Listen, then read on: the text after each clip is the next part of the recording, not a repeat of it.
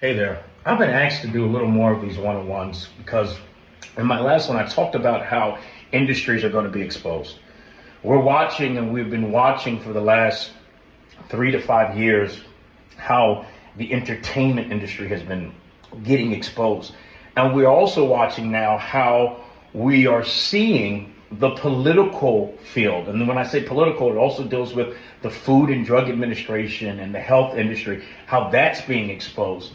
And then we're also going to see how the church is going to get exposed. Yeah, fundamental Christianity, the whole thing that is used to control people and to manipulate people. And these people that are in powerful positions that have built so-called ministries or churches, which is really their own kingdom. It's not about empowering other people. It's about creating their own empire, creating their own kingdom so that they can continue to control. We're going to watch all of this stuff being exposed. And when stuff gets exposed, it starts smelling. It reeks. When you have stuff in a closet and it hasn't been cleaned out and it hasn't been aired out, it smells. It has an odor to it.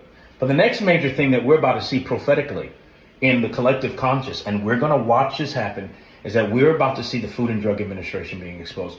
We're about to enter into another major pandemic. Pandemic part 2 is not going to be like part 1.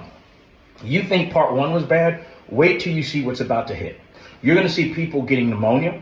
You're going to see people you're going to see how the government is going to have all types of things and not have the proper type of resources to test for these different things. You're going to see how people are going to have all types of weird forms of cancer, children. It used to just be that people thought, well, only the elderly, but now we're going to watch it happen across the board. We're going to see children contracting weird things, weird masses, weird tumors growing on people for no reason. We're also going to witness chemical warfare at an all-time high. And one of the things that we're going to see that's going to happen very big in this time is that pneumonia is going to be the #1 killer. People are literally going to say, I can't breathe. You know, pneumonia comes from the word pneuma, means breath. In the Hebrew, when God breathed into man, it was known as pneuma. So this is where you get pneumonia. And it's interesting that this is what's being attacked. The breath of God.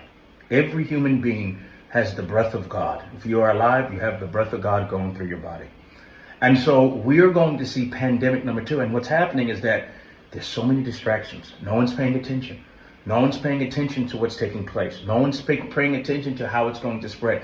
No one is paying attention to this new type of influenza that's going to be happening. All of this is about to come. And I see it prophetically. No one is talking about it. Get ready for pandemic number 2. This is going to be a lot worse. It's going to be a lot more intense.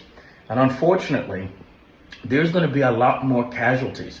Now, this is not to spread fear, but this is to make you aware so that you understand how to mitigate it, how to navigate it, and how to get through it. Because this is the next place of exposure. This is the next part of the shadow world, and these shadow entities, both spiritual and physical, are going to be popping up their head.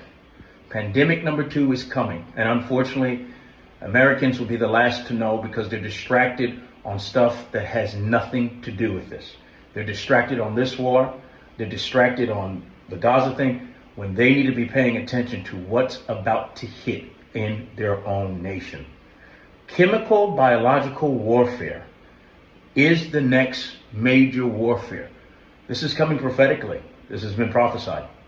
But we're here. And next year is going to be very crucial. Buckle your seatbelts. Pray, be positive, and love one another.